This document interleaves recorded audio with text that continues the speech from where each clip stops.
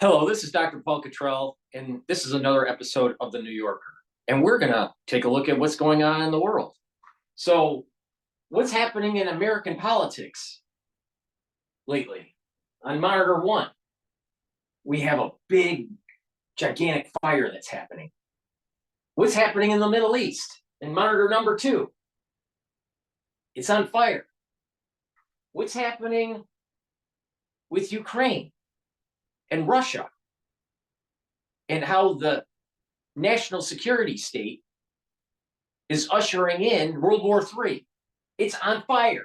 What about on the last monitor, Monitor 4, what's going on in Asia and the encroachment of China onto Taiwan? It's on fire. There's a theme here. The world is inflamed. To stop inflammation and improve your health, please go to my store, the-studio-reykjavik.com, and make sure that you get turmeric. The turmeric that I have is very high quality, and it will bring down inflammation, and it's an antioxidant. So it'll help with cellular stress. And also take the ashwagandha root, which helps to control blood glucose levels. By taking both of those supplements, what will happen is that you're bringing down that inflammation. You're bringing down that the overabundance of glucose in your bloodstream, and that's one of the pillars for my anti-aging protocol. The other pillar is a strong antioxidant like C60. You can get it in coconut oil or avocado oil in a 2-ounce, a 4-ounce, or an 8-ounce configuration. It's a very strong antioxidant that soaks up free radicals. By soaking up free radicals, you're reducing the damage to the cells, you're improving the tissue health, and you're improving the mitochondrial health, and you'll boost up your ATP. That means you'll have more energy. And by doing that, your tissues and your cells will perform properly. In addition, the last pillar of the protocol, the core of the protocol, is taking structural nanosilver liquid. The max 35, you take a teaspoon of it a day, you swish it in your mouth, you gargle with it, you swallow it, and it'll neutralize pathogens.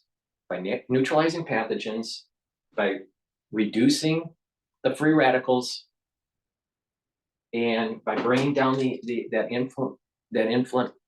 inflammation that is being produced in your body, you do this every day, and your body is going to move closer to homeostasis, and you're going to notice that there's a compound effect where you're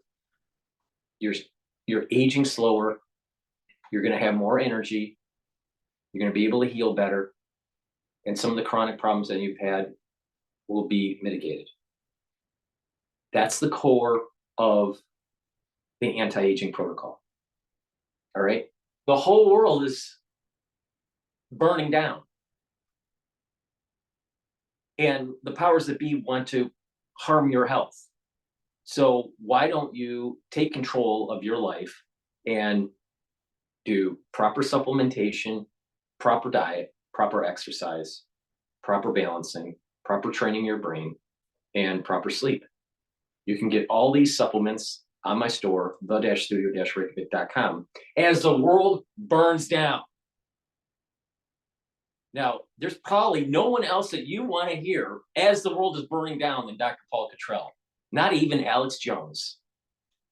So let's begin with what's going on in the news.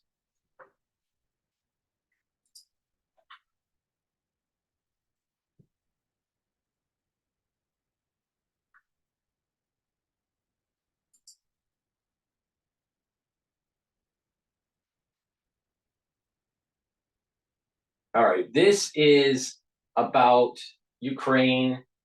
We're forced to negotiate. If Ukraine was forced to negotiate, Zelensky would not survive a negotiation. All right, let's see what they have to say. This is France 24, which is a news organization that I like listening to.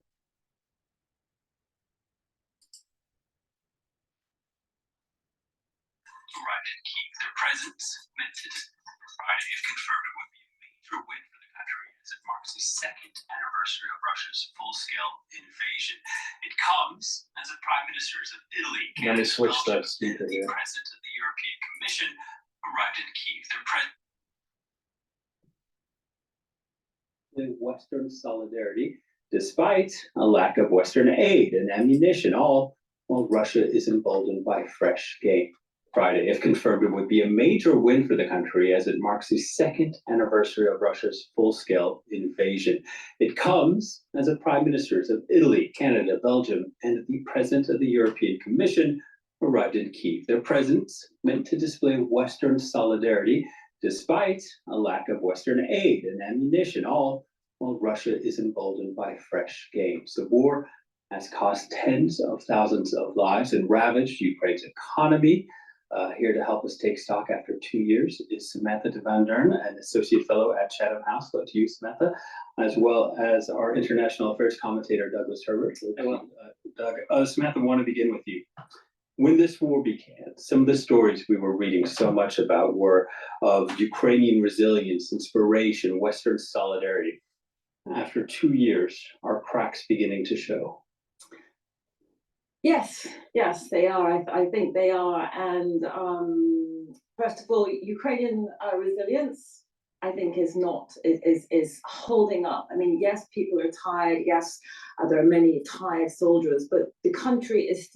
I think if you really talk to the people that were on the ground and covering Ukraine since the beginning of the war with Russia, I would say that Ukraine has been propped up financially and militarily by the United States primarily. And the media propped them up, making it seem as though they were stronger. The reality of the situation was there were a lot of age-bound males that could have fought that tried to run.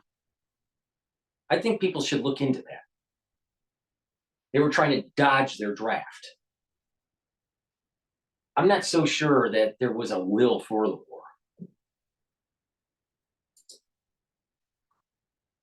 war. Resilient, it's still fighting, it is still there. And that, I think, is the biggest lesson to take from this, is that when the war started, everyone was predicting that Ukraine would fall in days. 731 days later, the president is still in place. Russia has managed to conquer a little bit more territory, but it has also lost some of the territory it's conquered. However, I think that the West is, as always towards Ukraine, does not really know what it wants to do with Ukraine. There's been another package of sanctions that was announced last week, really after the death of Alexei Navalny, and it felt that it was more about Alexei The Russian Navalny, opposition. the Russian opposition leader. And when I read the latest US sanctions, I thought, what? They've only now started sanctioning some of these companies that are directly contributing to the war effort. They're now only now beginning to sanction parts of Rosatom, the nuclear energy industry. And why were they dragging their feet? They're dragging their feet because there are so many Western financial interests that are interlinked with Russia's financial interests. It's taken a long time. The US still imports. They were trying to do a controlled demolition of Russia that backfired. That's what's happened. Brought to you by Goldman Sachs and the CIA. Uranium from Russia for the US nuclear industry. When the sanctions began, there were some very prominent oligarchs who were sanctioned, yes, but some who were not sanctioned because they were needed for Western business deals. So yes, the West has united. NATO is more united than ever. NATO is actually enlarged. Putin should win, Recruiter of the Year for NATO. But the West is still doesn't really seem to be understanding the scale of the threat from Russia. It's beginning to wake up. In the last few weeks, people seem to have been waking up.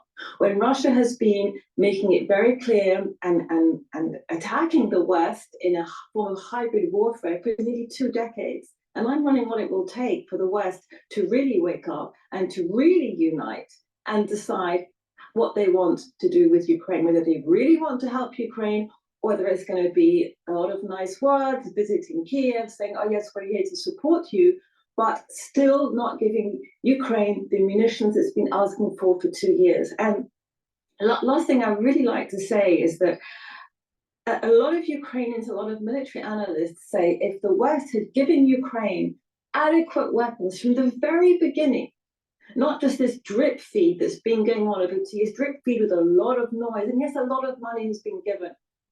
A lot of weapons have not been able to be given because the West doesn't have it. A lot of weapons were not given because there was this fear of escalation.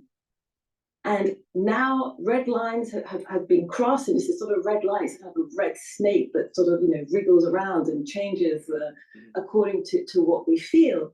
But if the weapons had been given in the very beginning, this war might be over by now. Yeah, Doug, Samantha mentioned those sanctions. How has Russia's economy fared in the face of those sanctions? Relatively speaking, it is in fine fettle. Not just despite the sanctions, Putin and his allies might argue because of, thanks to those sanctions. We've seen it in the past, this pattern, sort of perpetuating itself, right? You impose sanctions and Russia has an amazing resilience and ability to build a cottage industry. So the sanctions have, in a way, paradoxically spurred Russian domestic production. Now, here's the bad news, or the bad news, at least from a Western perspective, Europe, US. Russia's economy and its overall growth last year outpaced growth in both the US and Europe. It was about 3.5, 3.6%. That's pretty solid growth. A lot of that, most of that was thanks to ramped up spending, huge investment on the military. We're arguing here in Europe about spending 2% of GDP on European militaries in order to bring it up to NATO standards. Russia has spent about 1/3 of its budget, I'm not misspeaking here, on its military last year, and that's only been rising. Now, it's important to keep in mind, as we traverse time in Dante's Inferno, as AI gets implemented and there's a decoupling of labor and capital, less people will be purchasing products, especially the lifestyle that they're used to in the United States. O'Leary from Shark Tank has already mentioned this. So this is not new news, all right? But the whole idea here is that there's going to be a shift in demand because of AI, because there's going to be less people employed. And in the short term, there's going to be stress in the society as the GDP starts to go down, where the powers that be are going to start producing war production to try to boost some of the earnings of Lockheed Martin and Boeing and Raytheon and all these other companies that are tied to the military industrial complex, and now the biological military industrial complex. So we're going to go into kind of a war production mode to boost up earnings for some of these companies. Once we start seeing the massive layoffs that start to happen in AI, you're starting to see it in tech. But wait until it comes to outside of the tech world. You're going to start seeing a structural unemployment starting to rise up. Now, I was overhearing a conversation today of a banker that was doing a deal dealing with AI. I'm not sure if it was just AI or AI and robotics. That wasn't clear from what I overheard. But they were mentioning during the conversation that this is going to change demand dynamics. And the need for certain production is going to go down because of the implementation of AI, because people are going to have less jobs to buy the products that companies are making. So even the bankers are thinking about this and how the demand curve is going to shift negatively, not positively.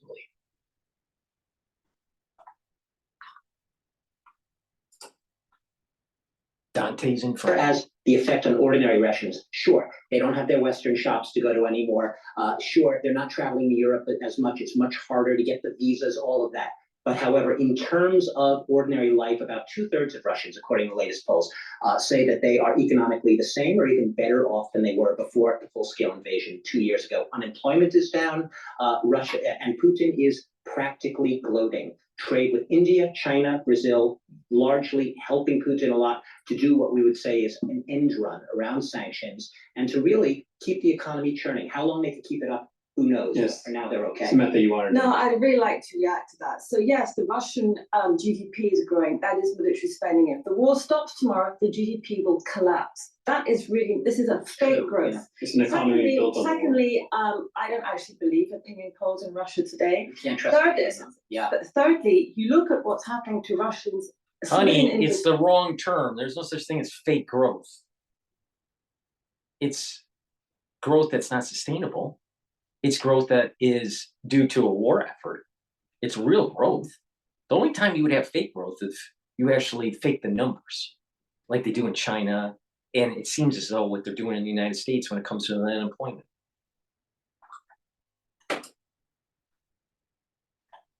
Heating systems collapsing, planes not being able to be maintained because they can't get the components from the West. Automobile production was down by 80% at the end of 2022, and the statistics were so dramatic that Putin forbade Rosstat, the Russian statistical agency, from publishing figures on civilian industry because the figures are actually so catastrophic. But this is a war of attrition. And size matters, and Yeah, Russia size is does bigger matter. than Ukraine. Yeah, size matters. Russia's bigger. Russia has more resources. Russia's not a democracy, so who cares if civilian planes fall out of the sky? People are not going to complain about that. And Russia has more people. So yes, that is a really serious problem that the West and Ukraine has to look at right in the face without any illusion. I want to ask you the question about Ukrainian politics down the road. Zelensky's term ends in May. There's martial law in Ukraine that allows for the elections to sort of be postponed. What is the situation with domestic politics in Ukraine, and are you concerned what will come in May?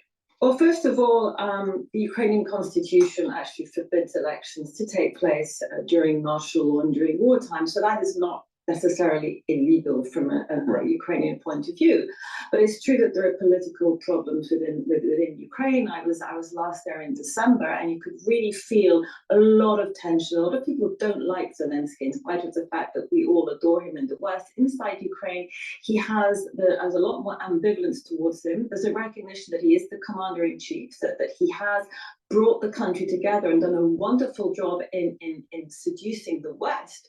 But inside, there is a lot of political infighting still, a lot of political infighting. Some of it is the result of Russian disinformation. Some of it is the result of the continuing corruption in Ukraine. There's a whole panoply of things. Ukraine is a thriving democracy in the ways that people are arguing all the time.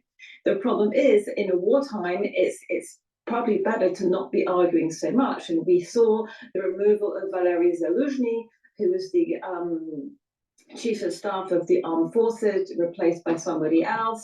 Now, again, there are various versions as to what this means. Some say it's because Zaluzhny was a political threat to Zelensky. Other people say, well, he had to be removed because in wartime, people often change chiefs of staff. It happened in the Second World War in the UK, in France, and so it's not such a big deal. But there are political tensions within Ukraine. And of course, if Ukraine were forced to negotiate at some point, then you could expect those tensions to meet. Zelensky would not survive a negotiation. And the question is, who would be in Zelensky's place? Would we have a Russian puppet, or would we have someone on the other end of the spectrum who could be an extreme nationalist? Neither of these options are actually good for Europe. Running out of time, Doug. Yeah. Where is Putin's support? Look, you're absolutely right. The polls, you can't trust them as far as you can throw them. Most Russians are not disinclined, just putting it mildly, to speak truth to pollsters. They don't trust them either. So they're very wary. Everyone's looking over their back. We're back to the Soviet-style period where, neighbors denounce neighbors. Schools are all patriotic. Even school children denounce their classmates. So that the atmosphere is repressive. It's not conducive to polls. That said, with that giant caveat and asterisk, if you're to believe some of the polls, We expanded NATO before Putin, or was trying to expand NATO before Putin. We had a Cold War mentality because shock therapy didn't work by Jeffrey Sachs.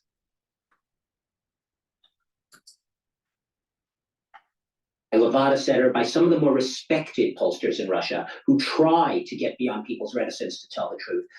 Putin's popularity is at a 7-year high right now, which is astounding when you think of it. And why is that? Because he has, under the filter of state-controlled media, this filter bubble where people are not able, unless you're young and have VPNs and access to internet, able to get out of that filter bubble. The 100 million plus Russians who sit in front of their TVs and still watch the state-controlled channel every night have been sold the myth, and I will call it a myth, that Ukraine poses an existential threat to Russia, even if he's not still using the language as frequently, denazify Ukraine, Nazis, neo-Nazis running the government. Even if that language isn't used as often, it's still very much there, and it's very much still sold, in a sense, to a large majority of the Russian public. A lot of people don't speak out politically. They become apolitical, apathetic. They just want to keep their own lives, not get into the fray at all. So the polls are absolutely misleading, but Putin, given that, still remains at an all-time high. A lot to unpack here. I wish we had more time, but I want to thank our guests, Method of Learned from Chatham House, Douglas Herbert, our international affairs commentator. Thanks to you both.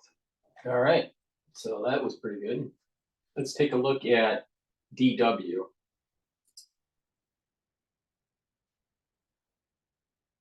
The truth is that the easiest and most effective way to address your skin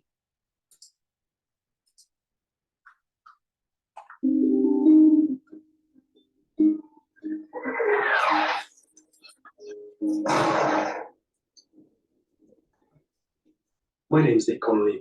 I've been reporting from Ukraine for DW since 2017. I was here when Vladimir Putin's troops crossed the border in February of 2022. We spent that first night in the bomb shelter under our office here in Kyiv.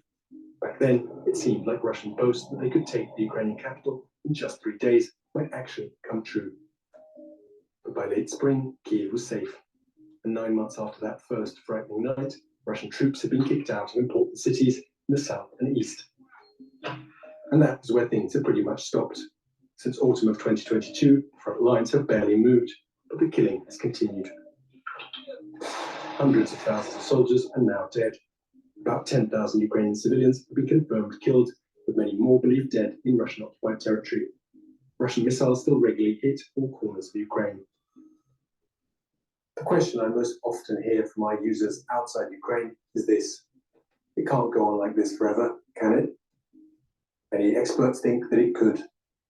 We're going to be looking at the 3 most likely scenarios for the 3rd year of this war. Some predict this war could become a frozen conflict. Active warfare is contained to the front lines, and much of the rest of the country finds some kind of normality. Yet there's no peace. I mean, I think we have to be pretty clear at this point that the only way that this war ends in negotiation is that neither side actually has the ability to go on. And we're not talking about willingness, but the ability. But what if instead, as Ukraine's exhaustion deepens, Russia takes advantage to make another attempt on Kyiv? Putin escalates the war. It is clear from Putin's public statements that he is not changing his war objectives. He keeps denying the existence of Ukraine. But not everyone's convinced that this war has to change for now. Some analysts say warfare will continue beyond the front lines, with neither side achieving much on the battlefield. They're expecting more of the same. History tells us that wars can go on for a very long time, and they can smolder and almost look like they're dying out and then flare up again. So I don't think at all that it has to end or it's got to end. Zaitsev in Donetsk. Back in 2018, this village was still under Ukrainian control, but Russian-backed troops were dug in at the end of the lane. This was the grey zone. I visited Katya and her children on my first trip to Donbass in 2018 and again in early 2022, just before the full-scale invasion. Her kids were so used to the artillery fire, they could distinguish different artillery calibers by ear. Their elderly neighbor was killed by a shell one summer's morning on her vegetable patch. But Katya and her children stayed. Just 100 kilometers down the road, in cities like Dnipro, life continued essentially unchanged. This was the situation between 2014 and 2022. Back then, Ukraine faced Russian-backed separatists rather than the full force of the Russian army. Fighting was confined to the immediate vicinity of the front lines. Missile strikes in Kharkiv, let alone Kiev, were unheard of. This scenario doesn't include peace treaties or any kind of normalization between Ukraine and Russia. Instead, back channels diplomacy and an understanding that the front lines won't move anywhere for the time being is all that it implies. It would give both countries and their armies the chance to recover and rebuild. Historian Sergei Radchenko says a frozen conflict could emerge if both sides are exhausted. And we've had Ukrainian counteroffensive that obviously failed in a report perspective because the Russians have been able to dig in. The Russians, I'm sure, will have another go at trying to break through Ukrainian defense lines. And if that effort fails, then the question that Putin will face is, do Putin want to go on with this war that is actually having a major impact on the Russian economy, on the Russian society? Do I want to go on with this, or do I just say, okay, enough is enough? The Korean War increasingly turned towards stalemate, not because the sides wanted a stalemate, they just couldn't go on. And so I think the same also probably applies to Ukraine. For now, at least, money isn't the main problem. It's people that both armies are running out of. We don't have reliable casualty figures. They're classified on both sides. In August of 2023, US officials estimated Ukrainian casualties had reached 70,000. The Russian deaths had topped 120,000. Many more have been severely wounded. And after 2 years of war, even those who've so far avoided injury desperately need a break. Finding reinforcements is difficult. Both sides are now drafting people, although both are still shying away from full mobilization. I wanna roll back this a little bit, all right? And something, I don't trust the news because they're pushing a certain agenda. Some of it's true, some of it's not, and you have to be really discerning. All right, so just watch carefully. All right, watch carefully as we transition to the soldiers. Don't have reliable casualty figures. They're classified on both sides. In August of 2023, US officials estimated Ukrainian casualties had reached 70,000. The Russian deaths had topped 120,000. Okay. Many more have been severe. Now, these people obviously have been fitted with, with US military gear. Okay. That's not a surprise. They all are, they look worn and they're a little thin, okay? So they're probably burning a lot of calories. Now, wounded, and after 2 years of war, even those who've... Now, I'm looking at, some of these people are young, really young, like maybe even 18 to 21. Some of these other people, these two look pretty young. This guy here looks like he's around 24. One way in the back has no hair. It's hard to tell. Probably looks older than what he really is because of the loss of hair. This individual here is well fed. These three here are not. They're, they look like they're either burning calories or they're not eating very well. These two here look like they're doing pretty well with food.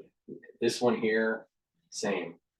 Okay, now we're going to transition to something that caught my eye.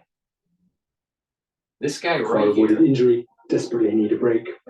All right, so most of them are either clean shaven or just a little bit of scruff. Except for these two, they've been in the field. I mean, they're not shaven. This guy, I'll tell you, this guy looks US. He looks, plus he's got the he's got the sunglasses on, he's got that special force look. You know what I mean? Finding reinforcements is difficult. I mean, I could be wrong, but everyone else looks Ukrainian, but this guy here, he could be, but this guy just looks strange to me. Is he special forces? Both sides are now drafting people, although both are still shying away from full mobilization. In Ukraine, those who wanted to volunteer are already in uniform. I'm telling you, majority of the people that were in that picture that I was just showing, they don't have a lot of muscle mass, and they don't look like they're being fed the number of calories that they're burning. Now, this is in cold weather, so you burn even more calories. So that's to me is seeming as though they're not as strong. The Ukrainians aren't as strong. The military force is starting to weaken. Getting people to fight is politically costly in a democracy. Russian authorities are running out of recruits from poorer regions willing to sign up for good salaries. They're now having to draft people in big cities like Moscow, which could provoke resistance even in an autocracy. For this conflict to be frozen, both up. When it comes to termite and pest control, you get what you pay for. At Terminix, that means nearly 100 years of pest control experience, free initial inspections and estimates, local expert technicians, guaranteed solutions for nearly any pest, 24/7 customer support, easy payment options, including online bill pay. Get your money's worth. Schedule your free inspection today.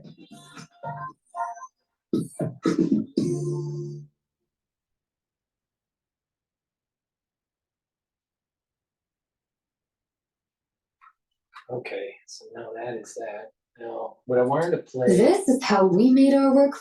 Now, what I wanted to play was what Neil Ferguson said over at DW. So Neil Ferguson is what Neil said over at DW during the conference that was taking place about 4 days ago.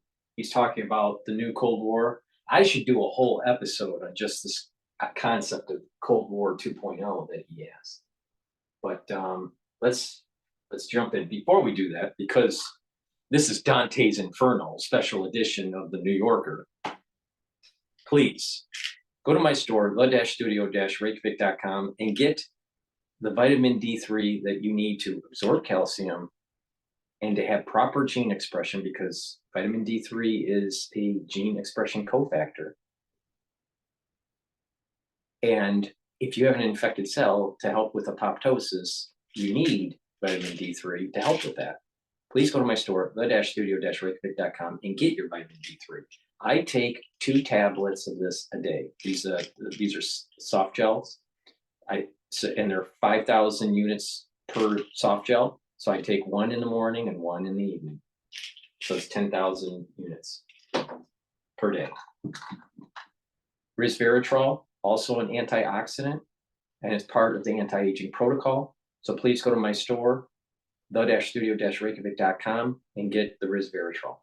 Synergistic with C60. It helps with, because it's an antioxidant, it'll help to bring down that stress in the cell, and it will help to improve the mitochondrial health and boost up the ATP. Clarity factor, very important to get rid of that brain fog and to improve your mental acuity. I take this twice a day. You take it, some people take it once a day, but you take it to be able to concentrate at work, to be able to focus on your education, your schooling, or the tasks that you have at work. In addition, if you take this on a regular basis, you're improving your mental acuity. You're getting rid of the brain fog, but you're improving your concentration. But you're getting those dendrites firing, right? You have neurotransmitters that, if they're not firing at a proper rate, they'll start to recede. So by taking this regularly and being on an anti-aging protocol and taking care of your health and doing a little bit of exercise and a little balancing, right? Getting proper sleep, you're going to improve those dendritic connections by those neurotransmitters that are firing. When you take the resveratrol, right, and the C60 and neutralize the free radicals, well, what you're doing is you're improving your mitochondrial health and bringing up the ATP. You need ATP to help with releasing those neurotransmitters. You need a lot of energy. There's a lot of mitochondria that are in your neurons. So if your neurons are not as healthy and the mitochondria is not as healthy, the neurotransmitters aren't going to fire, and you're going to have dendritic recession, and you're not going to be able to think very well. Your thinking will be slower. You're not going to be able to remember as well. So you want to improve that. To improve it, take the clarity factor, get those dendrites firing, and you'll increase those dendritic connections. And it's synergistic with the C60 in avocado or coconut because it's soaking up the free radicals and improving the mitochondrial health. So if you want to improve your brain function over time and reduce the aging of your neurons, if you want to stop that, follow the protocol and take the clarity factor and the C60. Lastly, get vitamin C. It helps with the immune system. This is also with magnesium. So go to my store, the-studio-reykjavik.com, to improve your immune system. Vitamin C is also very important to improve your skin. It is an antioxidant, but it's not as strong as resveratrol or C60. So, but for vitamin C, you need it for your skin, and you definitely need it for your immune system. If you're not feeling well, take a double dose. This is PNN. Historian based here at the Hoover Institution at Stanford University in California. He joins us here at the Munich Security Conference. Neil, thanks for speaking to DW. So it's kind of striking that at this year's Munich Security Conference, obviously there's a lot of anxiety about Ukraine. There's a lot of anxiety about the Middle East. The one area where there's less tension in the air, at least here at the moment, is between US and China, especially compared to last year at this conference, when the spy balloon was just happening and the air was really full of that tension. So how should we think about that? Everyone talks about the temperature is lowering a little bit between the US and China, but the structural tensions between the two haven't got. According to Monitor 4, and what's going on in Asia, the temperature is not cooling down, it's rising. Dante's Inferno, baby. No, they haven't. And although the summit that happened in California back in November, which brought Xi Jinping and Joe Biden together near where I live in Woodside, went well, in reality, the underlying sources of tension haven't gone away. In particular, the fact that the Chinese regard the US as pursuing a policy of technological containment, that hasn't gone away. The tariffs haven't gone away. The friction over the South China Sea hasn't gone away. And so the fundamental reasons for this Cold War atmosphere have not gone away. What we're seeing, though, is détente. The Cold War isn't over, but the two superpowers are at least talking. And the most important thing that happened this year so far is something that did not happen. There was not a crisis over Taiwan. And that's a sign, I think, that something meaningful was achieved at San Francisco to make sure that we didn't actually end up with our own version of the Cuban Missile Crisis over Taiwan. So, of course, we know what happened after Dayton. Eventually, the Cold War did end. Let's look a bit into the future. It's probably too early to say, but what are the things according to which we should judge? Actually, the Cold War ended on accident because our CIA didn't realize how weak the Russians were at the time. We were shocked that the Berlin Wall fell, which is another failure of international intelligence from the CIA as they are building up capability to surveil the American citizen and to tell the powers that be in government how bad the American citizen is. You're eroding your constitutional freedoms. That's what they're doing. And they couldn't even get the job that they were enshrined by law that was signed by Truman to do. And that was CIA, get intelligence about things that are happening internationally. So we're not caught off guard. But the reality is that they have just caused more problems. And then when someone is about to shine light on the problems that they've caused, and the things that they've done illegally, they either kill the individual, discredit the individual, imprison the individual, or the CIA lies to Congress.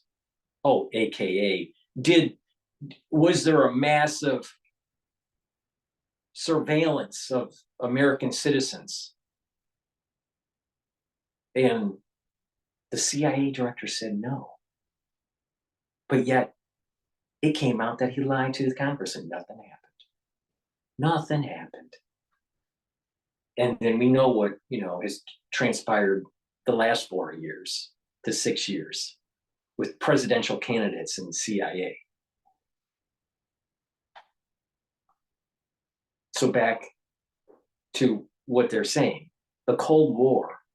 I mean, some of these people they interview are, I like watching DW, but sometimes the people that actually are speaking at the desk, reading the teleprompter or asking questions, at a conference, they don't have a really strong historical context or an understanding of the metaphysics of how things are emerging. And this is a case in point. Yeah, the Cold War ended. That doesn't mean that was because the United States did anything right. A matter of fact, we didn't think that the Berlin Wall would fall like it did. So our intelligence on Russia was garbage. And I'm willing to bet that if you kind of look back since then about what was going on in Iraq and in Afghanistan and what was going on with Al-Qaeda and what was going with ISIS and what's going on in Ukraine, I bet a lot of the intelligence is just wrong, or they are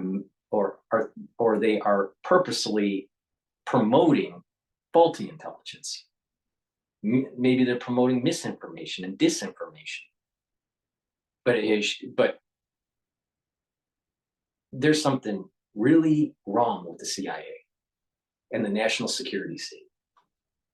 All right, so that's my diatribe on the lack of arc of understanding by the interviewer. How well or badly this is going? Well, as an historian and one who spent a lot of time thinking about the Cold War recently, I would say that Detente in the 1970s worked quite well for the United States. It brought the Soviet Union into a discourse about a whole range of issues, including arms control and even technology transfer. It led to the Helsinki Final Act, which turned out to be quite a mistake for the Soviet Union to sign. And it gave the US breathing space to recover from the fiasco of Vietnam. So that by the time Ronald Reagan was elected, actually, the US was in a much stronger position than it had been in say, 1969. Whereas the Soviet Union was in the process of overreaching. It had invaded Afghanistan. It was also engaged in Angola. And this overstretch ultimately led to a Soviet disintegration. Now, the question is, does the same playbook work in Cold War II? In other words, is all that the United States really need to do engage in détente, spend the next 10 years negotiating with China about semiconductors, climate change, and anything else you can think of, and wait for the kind of pathologies of a one-party state to take their toll? George Kennan predicted that the Soviet Union would ultimately succumb if you just contained it for long enough. I think Jake Sullivan, Tony Blinken have a similar plan. Just contain China, play for time, avoid a showdown, avoid a conflict, and let the pathologies of a one-party state once again play out. And in demographics and in debt dynamics, and in the general slowdown that we've seen in China's economy, I think you see the first evidence that this strategy might work. But for it to work... Is China weakening because of decoupling from China? Yes. Is there instability within the country because of a one-party system? Yes. Do you have a younger generation that has no idea what happened at Tiananmen Square? Yes.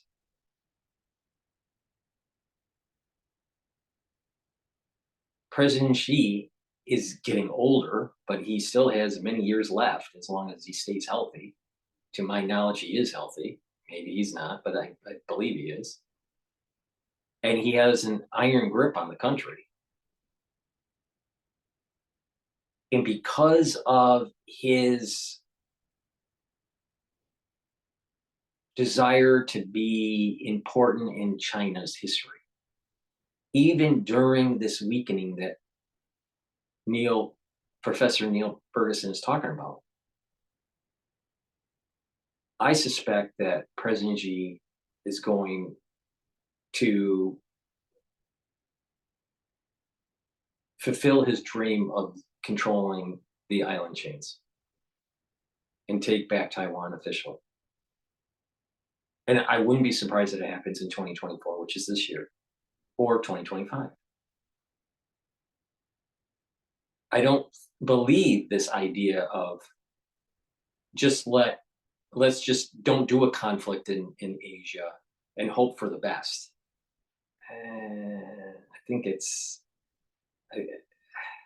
I think President Xi is going to make his move on Taiwan.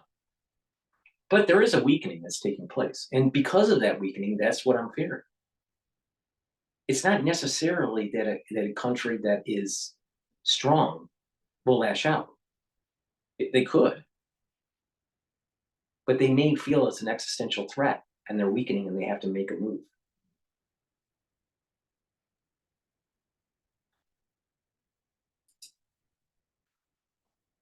US and its allies have to stay on the same page. And of course, at the moment, there are all kinds of reasons why that might not be true. Yeah, and I mean, I was in Taiwan also recently for the election, and it does seem that, you know, you see pretty much the same story in Taiwan, that Taiwan's only strategy is to cling on and hope that it outlasts China. Just quickly, in talking about the sort of one-party dynamics you refer to, Xi Jinping is, of course, he's extended his ability to stay in office, perhaps ad infinitum, compared to what was the practice in China before that, of having a sort of every 2 terms change. How much do you think that is putting China at risk, that its own system, which has proven pretty enduring, could come under strain because he's consolidated too much power in his own hands? Well, nobody gets to reign ad infinitum. We're all mortal, including Xi Jinping and, for that matter, Vladimir Putin. And I think it's important to realize that at some point, there will have to be decisions about succession in both China and Russia. And unfortunately, authoritarian regimes are quite bad at succession planning. That's one of the reasons that they come unstuck, either because there's a fight over succession or because somebody who's not really very good takes over, or in the case of the Soviet Union, somebody who's far too radical who inadvertently breaks the system. So I think what happens in China over a 10-year time horizon seems to be not likely to be Xi Jinping is there for the entire duration. I would be surprised if that were the case. I'd be surprised if 10 years from now, Vladimir Putin was still running Russia. So we sometimes forget that our enemies are mortal. And the West doesn't have this problem because we have a system of changing leaders through elections, which may not deliver the best leaders, but it doesn't produce succession crises of the sort that I think we'll see in both China and Russia at some point within the decade. So you would see. I would rephrase that, Professor Ferguson. There's a national security state that may not necessarily allow for proper secession in democracies.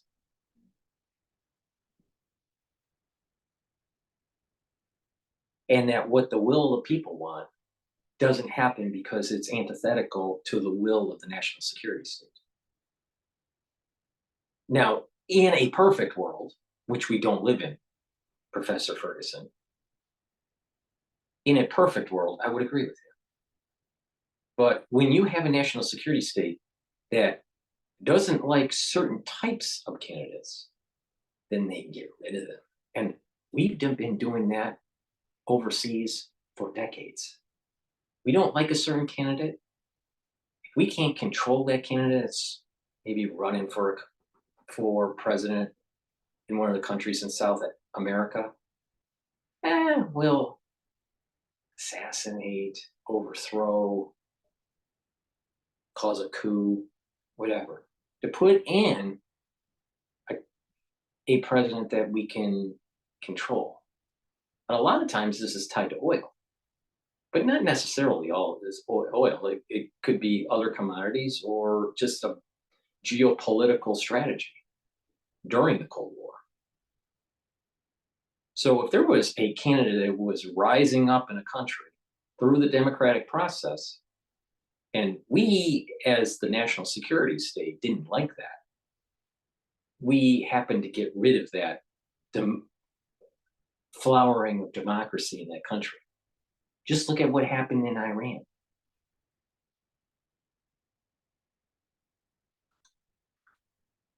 So why do we think that they don't do that domestically if they have so much experience doing it internationally? And Noam Chomsky, Professor Noam Chomsky, has written tons of books about this.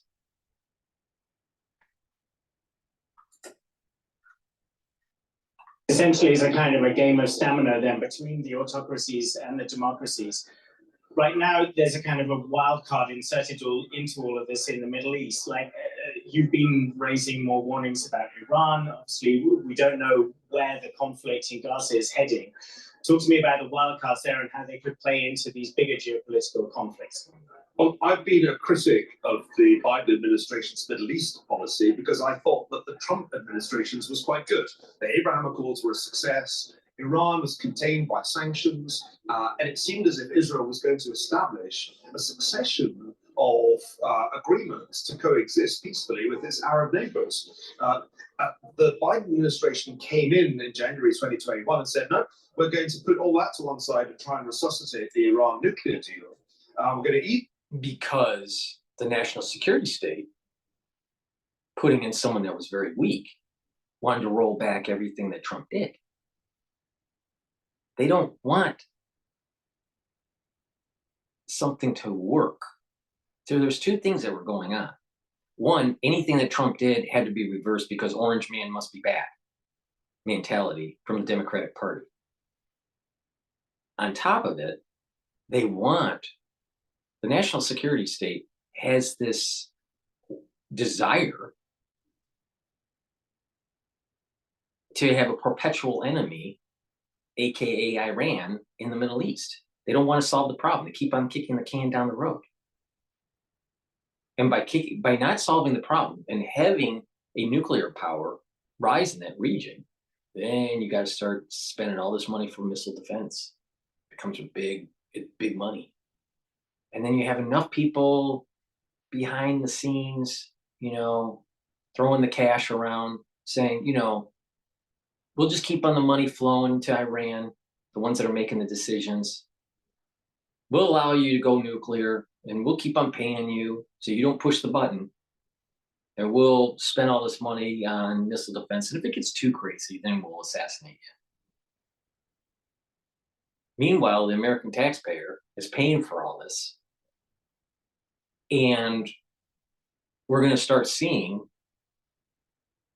less services in our country, less security with our Social Security, less security for lifestyle. And we're going to probably see a major truncation of the number of jobs needed in the country because of AI and robotics. They don't care about the American citizen because they have their golden parachute. They're going to be on boards for this biological, military, industrial complex that has built up over the years. They don't care. They don't care about Joe Plumber or Susie the waitress. They don't care.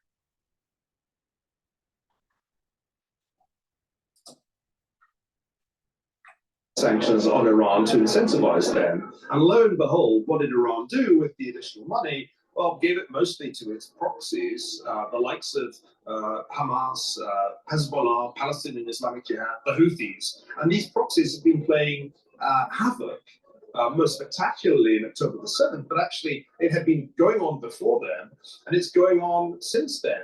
And at some point, there's likely to be a further escalation because I don't think Hezbollah has acquired all those rockets and missiles just to polish them and admire them of an afternoon. So the crazy and worrying thing is that this strategy of trying to resuscitate the Iran nuclear deal has gone horribly wrong, is likely to produce more conflict, and one wonders just where we will be if that war on Israel's northern border were to break out. So there's a lot more that can go wrong in the Middle East. A lot of people in the region get the impression that they're waiting for Donald Trump to come back. This is the curious paradox. Europeans dread the return of Donald Trump. Many people in the Middle East rather hope he'll come back. I think both groups are exaggerating the importance of a change of president. And this is a habitual problem in Europe where they think that Democratic presidents are good and Republican presidents are bad. And it's sort of a delusion here. At the Munich Security Conference, I've heard the name Trump more often than I've heard any other name.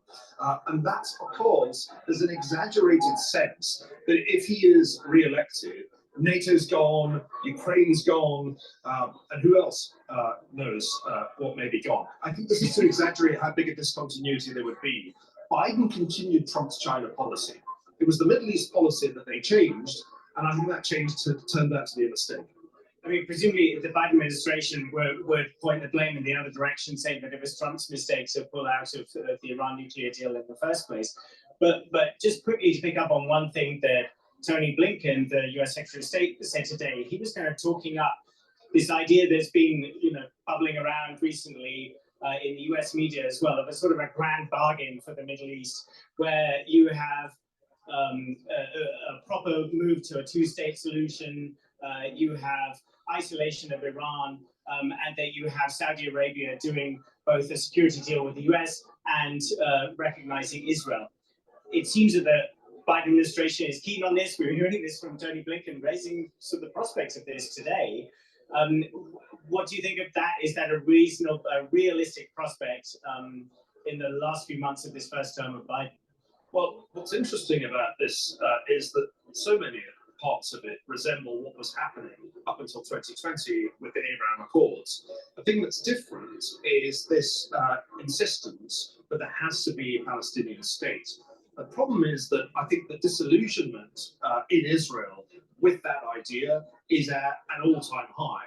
And this is a very, very hard thing to sell to the Israelis. So I'm skeptical that there is going to be a two-state solution, given all that has happened. The Palestinian Authority is an oxymoron. It has no authority. Hamas is either going to be destroyed or some rump of it will survive in Gaza. It is extremely hard for me to see a grand bargain in the wake of October the 7th. The most that I think we can hope for is that we avoid further escalation, that we don't have a war between Hezbollah and Israel, and that over time, feelings may calm a little bit down, because I don't think the Arab states want this state of affairs. I think they hope the Abraham Accords would be the basis ultimately for further deals of the sort that were going to happen, were supposed to happen between Israel and Saudi Arabia. October the 7th derailed a lot.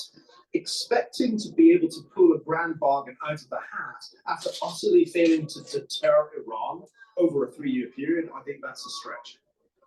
Let's just, before we finish, talk about Trump. Before we go to that question, let's do a commercial for PNN. I partnered up with Rainbow Herbals, and we have these great deodorant bars. All right. And this one is citrus scent. We also have a peppermint lavender tea tree version. It's a deodorant that is dual functional, right? It is used as a deodorant, but it helps to detox. It's made from essential oils from the Himalayas, very high quality. It's going to be the best deodorant bar that you can buy. So go to my store, le-studio-reykjavik.com, and get the citrus version or the peppermint, tea tree, lavender. It's for males and females. Use it as a deodorant, but it also will help to detoxify your body. Made with very high quality natural ingredients. There are many people, as the world is burning down, even though according to Professor Ferguson, we're in Cold War II, so it should be freezing, but it's a hot war. It's a slow hot war. Please go to my store, the-studio-reykjavik.com, and get Good Night Formula. Because with everything that's going on, you probably can't sleep as the world is burning down. So to get that proper REM sleep, take the Good Night Formula. You can take this every day. It has melatonin in it and tryptophan. And you will be able to get those 3 cycles of REM sleep that you need. Part of the whole anti-aging protocol is proper supplementation, proper diet, proper balancing, proper challenging of the brain. That means reading, writing, and talking to people, right? Proper nutrition, proper sleep. And by having all that and having those REM cycles, you'll be able to consolidate memory, and you're going to be able to get rid of those toxins that build up in the central nervous system. So you will notice that if you have regular REM sleep, you're going to be feeling more well-rested, you're going to have more energy, you're going to have better memory. And there's research out there that shows that people that are chronically not in REM sleep over many years will start to have health issues, especially cognitive decline. So please go to my store, get the Good Night Formula, take it every day, especially for ones that aren't getting proper sleep, so you can get the 3 REM cycles of sleep to have the proper memory consolidation and the detoxification of your central nervous system.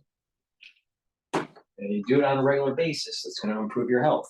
Now, if you don't have any problems with REM sleep, then you don't need to take it. But there are many people that do. So please go to my store and get the Good Night Formula. It is very important to take a probiotic. All right, I have 2 different types of probiotic. I have a probiotic in a powdered form, which is this one, and I also have it in a tablet, in a tablet form. All right, or a capsule. It's in a capsule form. So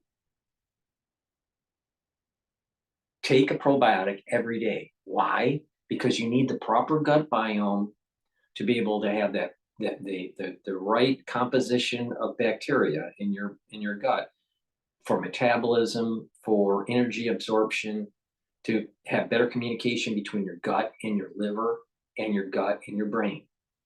Your health will radically improve by eating properly, drinking filtered water, taking proper supplementation, and repopulating your gut with a good pre and probiotic.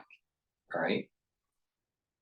I take the powder on a regular basis. I mix it with my food. I mix it with hummus, but you can mix it with water. You can mix it with your food. And if you don't want to take the powder, many people prefer just taking the capsule. So you can purchase the capsule also on my store. So please go to my store and get the probiotic to improve your health. It's part of that anti-aging protocol. You want to holistically improve your system. And by having the proper gut biome, you're going to have regular stools, and you're going to reduce the chances of having polyps, and you're going to have better metabolism. So also, I have a multivitamin. Multivitamins are really important. They're cofactors for enzymatic activity. So please go to my store and get this very easy to digest multivitamin. Take it every day as part of the anti-aging protocol to improve your health and your enzymatic activity.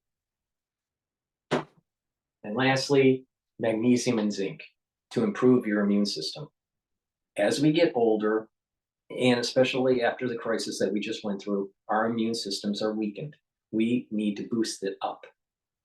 All right, everyone's baseline pre-crisis immune system, pre-crisis, that baseline, all right, was X. All right, now after the crisis, it's below X, it's X minus. So everyone's immune system is down at varying degrees. Some people much worse than others. It's important to properly supplement your body and improve your immune system by taking magnesium and zinc. But there's many other things that I just mentioned that are helping with boosting up that immune system. You need more ATP, so you need to bring down that free radical load. You do that with C60 and resveratrol. You have to neutralize pathogens, so your body isn't chronically trying to fight something. You take that with structural nanosilver liquids and gels. If you listen to what I have to say, you're going to improve your health, and you're going to slow down that aging process. You're going to reduce that chronic problem that you have.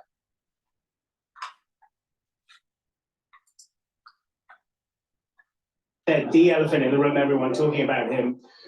You said that you feel that European fears are maybe overblown. But he did say recently that, I mean, his statement was quite understandably taken as cause for concern, where he said in this rally that if he felt a certain country was not contributing enough to NATO, that he would even egg the Russians on to sort of have a go. Why do you feel that that shouldn't be so much cause for concern? Well, Donald Trump's way of speaking is not that of other presidents. The psychology here is to make the Europeans realize that they can no longer continue spending less than 2% of GDP on defense while the US spent 3.5%. It can't be justified that the US pays for 69% of the total defense spending of NATO, 69%, more than 2/3. It's not like Europe is poor. It's not like the Germans couldn't afford it. They simply choose not to, and it makes no sense at all. What is interesting about the last 50 years is that Professor Ferguson, the reason why the Germans do it and other countries in Europe have a low spending for NATO is because Americans allowed it to happen. Previous presidents in the national security state allowed it to happen. And these countries in Europe, they would prefer to put their precious euros in social programs and in healthcare, and having those dollars flow into domestic production for automobiles and whatever. So Europe, ever since World War II, has been a pig at the trough. And the American taxpayers have been footing the whole bill ever since. It's time to end. That's the point that Trump was making. And the reality of the situation is Europe can't afford it. Europe should be paying their defense. They are solidified through the European Union now. And it's time for them to pick up their defense. Not the United States. The United States should not be doing. The United States doesn't have the money anymore. That's a key point. As the whole world is burning down, part of that is the financial stability of the American taxpayer because of a runaway national security state. President after president has said, we really need to talk about burden sharing. And the Europeans have said, yes, we really do need to talk about burden sharing, and nothing has changed. The only president to get the Europeans actually to start spending more on defense was Donald Trump. This language upsets Europeans, but they need to get upset. This free riding that has been going on, especially since the end of the Cold War, is unsustainable politically. You cannot expect voters in, let's say, Michigan. It's unsustainable, not just politically, it is unsustainable economically.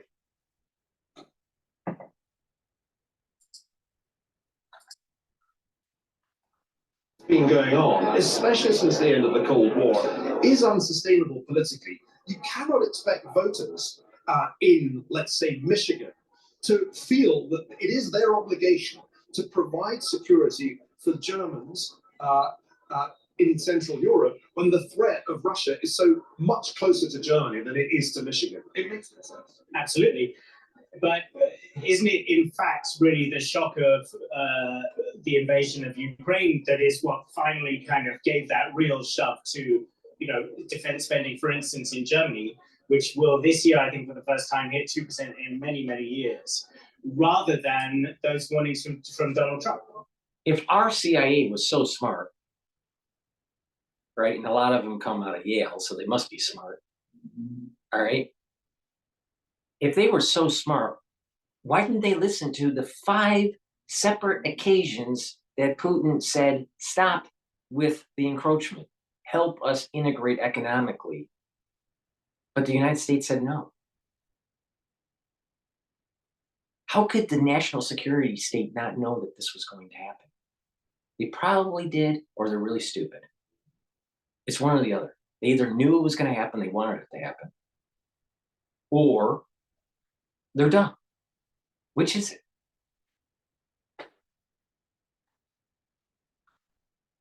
The warning signs were there for 20 years. And all you got to do is listen to the Tucker interview with Putin, and Putin explains it for 2 hours in detail what those were.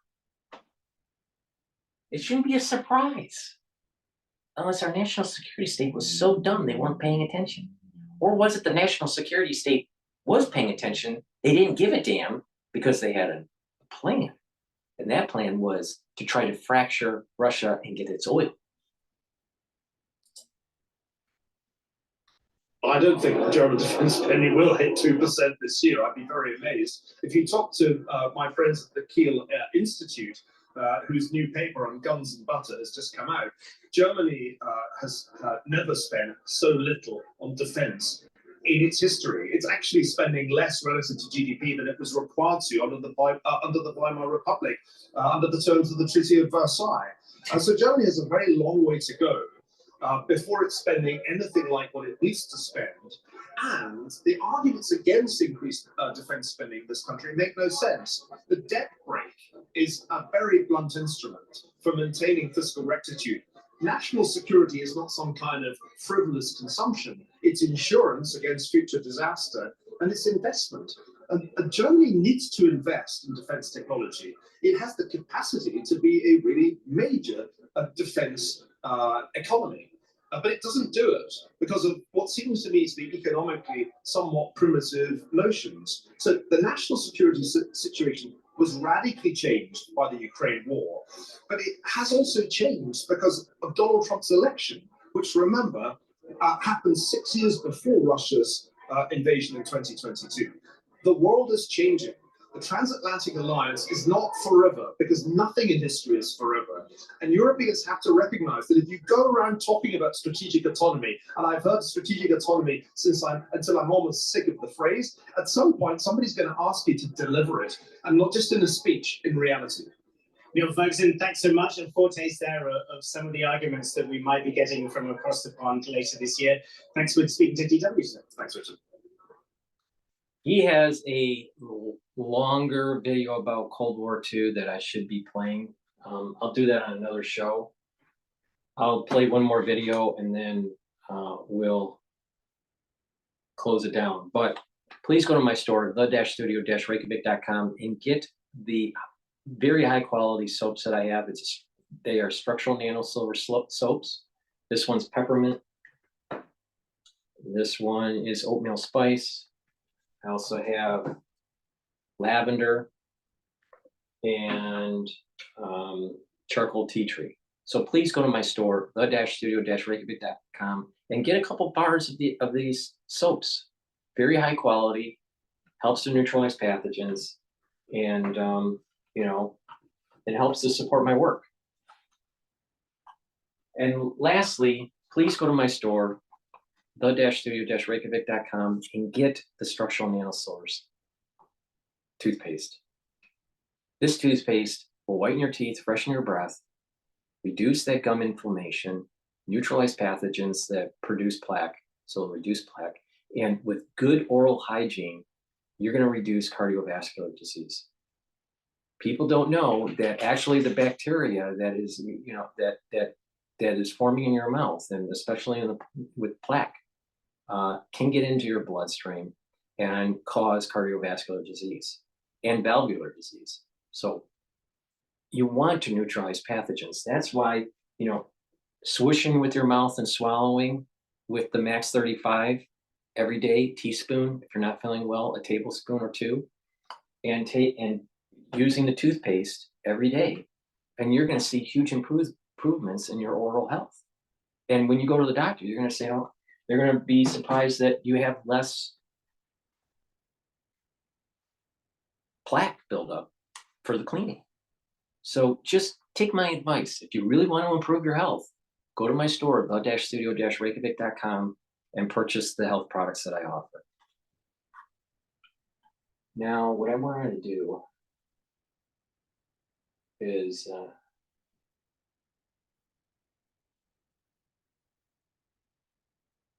I wanted to play. I've been wanting to play this video for a while. This is about Taiwan, all right? And I keep on not doing it. So let's play this. This is Taiwan needs to what Taiwan needs to do to prevent an invasion by China.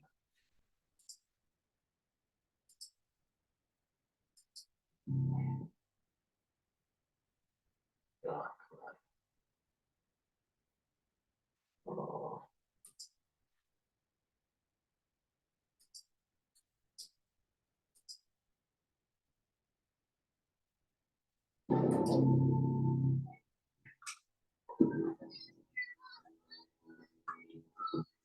You're going to see a lot more of this man in the next 4 years. Taiwan's new president, Lai Ching-te. He's won himself one of the toughest jobs in the world, keeping Taiwan safe from Chinese attack. 然而，面对中国的文攻武吓，我也有守护台湾的决心。 That intimidation has intensified in recent years. Yet voters defied it, choosing Lai as their next leader. It's a slap in the face for Beijing. Lai once even said that he's for independence for Taiwan, something that in China's eyes makes him and those around him separatist criminals. They are put Taiwanese future in danger. So they are the enemy of our Chinese nation. Now, in his election campaign, Lai stressed that there's no need for Taiwan to declare independence because it's effectively independent already. But even that, of course, is not what China wants to hear. And its president Xi Jinping has repeatedly made clear that he reserves the right to invade Taiwan. And the trouble for Taiwan is that it's not ready to defend itself. I think Taiwan's behavior in this context verges on the suicidal because Taiwan is voting for candidates whom Beijing has made very clear it regards as a serious provocation, fairly or not. And at the same time, Taiwan is not really doing anything near what it would need to do to make itself more defensible. In part one of this video, we'll find out why Taiwan is looking so dangerously exposed and what it needs to do to boost its defenses. It's to make sure that as China becomes more militarily capable and as the military balance of power continues to skew in its favor, that it continues to see clearly the costs of a potential military assault. We'll hear from the former head of Taiwan's military, who says politicians have been spending too much on weapons that are prestigious but will prove useless in a conflict. It spends a lot of money and easily destroys from a long distance. And we'll see how pressure looks set to mount from the US for Taiwan to take its defense more seriously, especially from conservatives who could soon be calling the shots. The United States, at the end of the day, is going to help those who help themselves. I mean, that's only rational and reasonable.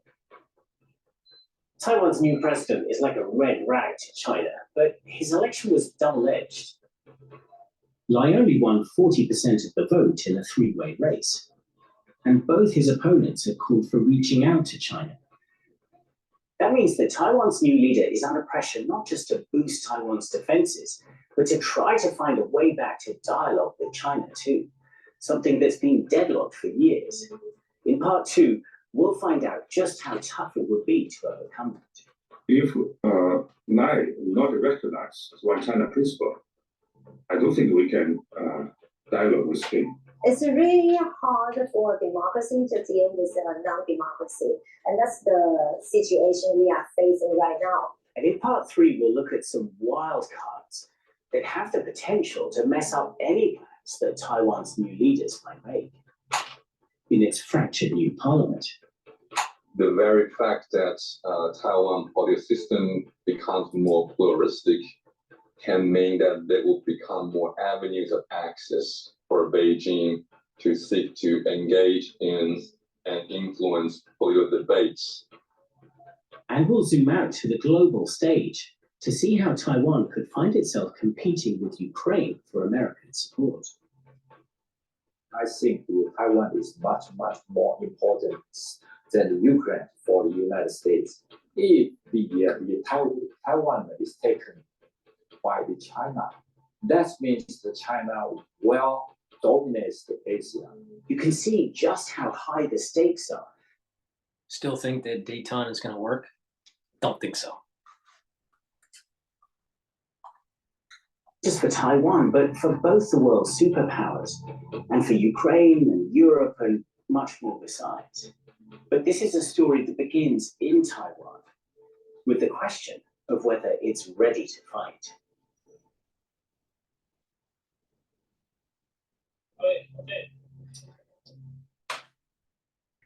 It's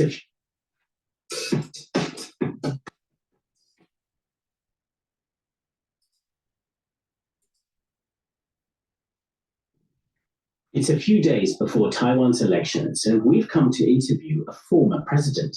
Ma Ying-jeou is an elder statesman of the Taiwanese opposition, a man proud of building bridges with China. What he told us would dominate the final days of the campaign. We asked Ma about how to deter China from invading. Listen to what he said. No matter how much you defend yourself, you can never fight a war with the man. You can never win. They're too large, too much stronger than us. That idea that there's pretty much nothing that Taiwan's military can do to deter China from attacking, well, that caused a sensation. Many commentators slammed it as dangerously defeatist. Lai Ching-te seized on the remarks, saying that he was all about peace through strength. In fact, all the main parties were at pains to acknowledge that Taiwan needs a strong defense. The question is, how serious are they about that? It's no wonder this is an issue. China has ramped up military pressure in recent years, trying to intimidate Taiwan's people into accepting an inevitable reunification. It doesn't seem to be working. The more heavily that Beijing leans into sticks, into threats, military activities, economic coercion, the more that the Taiwanese population will be skeptical of Beijing's intentions and will not want to unify with China. So in a way, this is a broken approach on the part of Beijing. Taiwan might be resisting Chinese pressure, but it is not ready for war. Here's a man who can tell you why. Li Shimin is a former head of Taiwan's military. He's frustrated by what he sees as a dangerous lack of progress. Well, I think we still have a long way to go to establish a credible capability. Li says Taiwan's politicians are too attached to outdated thinking on defense, spending limited funds on big-ticket weapons that would be little use in a war with China. We only rely on this kind of warships, big warships, fighter jets, and tanks, not be effective anymore because it spends a lot of money and it's rely on highly on the fixed base like airfield, seaports, or fixed radar installation. This will be easily destroyed from the long distance. In Europe, the Ukraine war has showcased a different approach, asymmetric warfare, an effective way of fighting a more powerful invader. An asymmetric strategy essentially acknowledges that, in contrast to the mainland, Taiwan has much fewer resources that it can work with when it's building up its military capabilities, when it's designing its military strategy, meaning that it should be procuring a bunch of smaller military systems that are mobile, survivable, but also expendable, so that it can hold down the fort in the event of an invasion, so that it gives the US time to intervene. Taiwan need this kind of the anti-ship. Spending less on high ticket items for Taiwan, I think is a smart move. But I also am concerned about the United States military, especially the Navy, becoming too technological. And that we don't have enough ships. And the ships we do have are so high tech that you knock one out and you can't replace it very quickly. And the quality, the durability of these ships are in question. So even though we have very expensive Navy, we may not have a durable Navy if a war is drawn out long enough in the Asian theater. So there may be a lesson learned here. Perhaps over-teching your military is a problem. One, because it's too costly, and it takes a lot longer to manufacture if you need to replace the equipment. So we also need the sea mines, and we also need mobile, highly survivable air defense system. We need a lot of drone, AI enhanced attacking drone, but also system like the Javelin or Stinger. That's the last used in the Ukraine war. It sounds like a long list, but that's only part of it. Admiral Lee says that making Taiwan ready to fight is a much bigger project. First one, we have to develop the asymmetrical capability. Second one, we should have a well-trained troops. Third is we should have a will to defend ourselves. Finally, we should develop the resilient society. Taiwan is already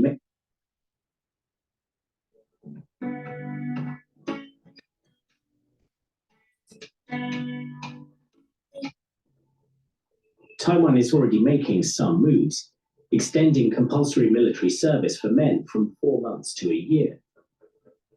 But Li Shimin would go further still, with an idea that reaches deeper into Taiwanese society, a territorial defense force based on volunteers. I say, if you don't have to join military in the long term, but if you can be a volunteer, you become the territorial defense forces, we mobilize you maybe two times a year. You have your own job. We will give you a short period of training. Otherwise, we decentralize the operation, and we give you the asymmetrical small arms. It just become a part of the military. Li Shimin says he thinks this could become a force of 200,000, a major boost to Taiwan's regular military. It would be all about resisting a Chinese attack until the US came to help. But that raises the next question. Can Taiwan count on America to show up? It's a commitment we made.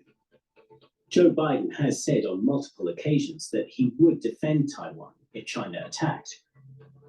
But the US has a lot of other things on its plate, like supporting Ukraine and Israel. And recent polling suggests that Taiwanese people are losing confidence in America. In fact, US weapons supplies for Taiwan are already coming under strain, with billions of dollars of orders stuck in a backlog. Now, with an election approaching and the strong chance of Donald Trump returning to the White House, US policy towards the region could enter an unpredictable phase. Elbridge Colby served in the Pentagon under Trump and masterminded his national defense strategy. I think any future Republican administration is going to put China at the top of the priority list. I mean, if you look at the President Trump's administration, that was the major historic shift that he initiated and his administration initiated was a more tougher line on China. But Colby adds that for that to translate into more support for Taiwan, Taipei has to deliver. From my point of view, Taiwan's behavior, this is a kind of a tough statement, but I think it's true, unfortunately. it borders on vaguely suicidal behavior because Taiwan is voting for candidates whom Beijing has made very clear it regards as a serious provocation, fairly or not. And at the same time, Taiwan is not really doing anything near what it would need to do to make itself more defensible. And the United States, at the end of the day, is going to help those who help themselves. I mean, that's only rational and reasonable, especially when you look at the mood in the United States is pretty anti-interventionist. So where does Taiwan's new president, Lai Ching-te, stand on all this? We spoke to a leading figure in his DPP party. It's a very normal as what we see and what we see from Taipei and what we see from Washington DC may differ. But I think the most important thing is that we all agree that the two states and Taiwan's national defense ability is very important. And I think more and more people have realized that, especially after the Ukrainian and Russian war, asymmetric weapons might be very useful. So Lai's team is on message about asymmetric warfare. And Lai has a crucial channel to the US right by his side. Vice President Xiaobi Kim served as Taiwan's emissary to Washington for several years. We value the relationship with the United States very much. So this is why, also part of the reasons why he chose Brighteon Channel as his running mate. And she has been developing a very, very good relations with Washington, D.C. I think this will be very useful in the next 4 years and even next 8 years. But there are still reasons why the new government might stop short of a full commitment to an asymmetric strategy.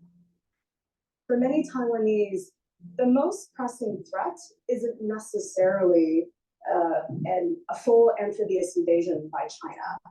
The most pressing threat are the day-to-day incursions that they are dealing with from Chinese military planes and ships, which have reached a new level of frequency and intensity. And so Taiwan has a challenging set of requirements to face. Plus, in terms of defense spending, Lai has talked about aiming for 3% of Taiwan's GDP. That's roughly the level of the US, but it's well below that of Israel, a country also facing existential threats. And it might not be enough to satisfy a future Trump White House. I think 3% is woefully inadequate. I would say 10% would be. I mean, I don't think there's a particular figure, but Israel is actually much less threatened than Taiwan. There's no great power that's lusting after Israel. You can see questions piling on questions, and there are even more to come. The new president will not have a majority in parliament, and parts of the opposition are skeptical about going all in on boosting Taiwan's defenses.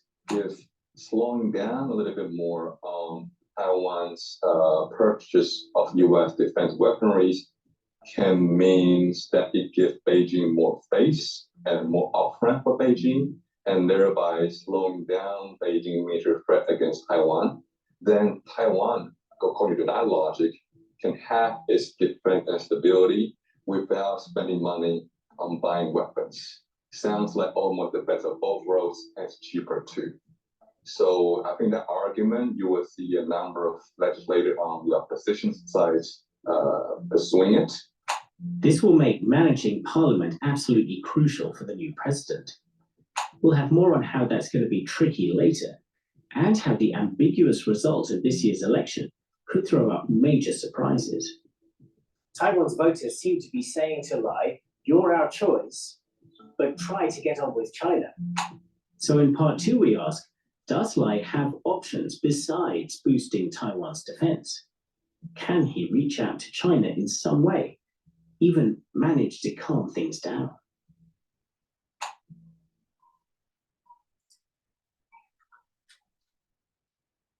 So the next episode that I do, we'll go through part 2 and part 3 about Taiwan, and hopefully I'll be able to get the opinion from Ms. Taiwan on this. So thank you for listening. Please, I have this new product where I create this module of classes dealing with the pulmonary system. It's a pulmonology module. And And there are 22 classes with PDFs of the lecture slides that you can download and keep on your local. You'll have access to it on my website, and each lecture has a video where I'm going over the material. It's 22 lectures. I have 12 or 13 of the lectures already uploaded on the website. Each day I upload a new lecture. There's going to be a total of 22. It's only for $50 and you get access to all the material. All right, all 22 lectures, all the PDFs. When you purchase it on my store, the-studio-reykjavik.com, on the store, there is a section called classes, and then you can click the Pulmonology module for $50. Once you make your purchase, you'll get an email of what your unique password will be. And you just go to classes up at the top, at the home page, and click the module that you purchased, and type in your password, and it'll give you access to the lecture material. Each lecture that's uploaded has a PDF file that you can download or just view, on the website. And there is a video accompanying that slide deck. It's a lot of information. It talks about embryology of the pulmonary system, the anatomy of the pulmonary system. It goes over ventilation and perfusion. It goes over diseases like COPD and asthma and pneumonia. It goes over bacterial infections and viral infections.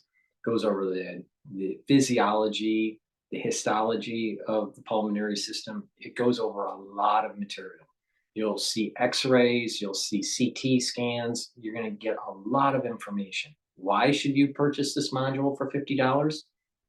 One, it helps support my work, but also it challenges your mind, and it gives you a baseline of how the pulmonary system works. And other modules that I will release will build up on this knowledge, and you'll get a holistic approach in how the body works, because I'll be doing it system-based. So please join the journey. It's very popular, this module.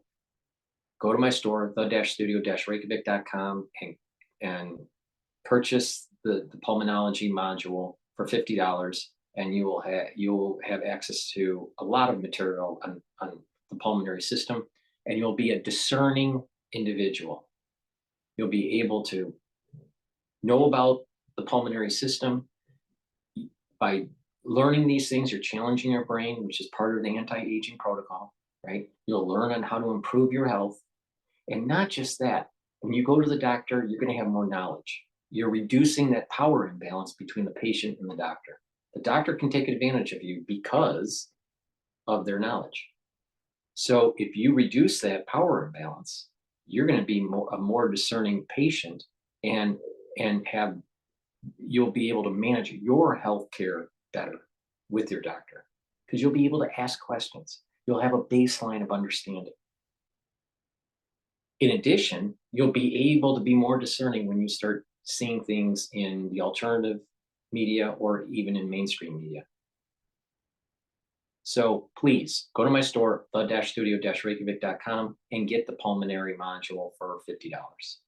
Thank you for listening, and have a nice night.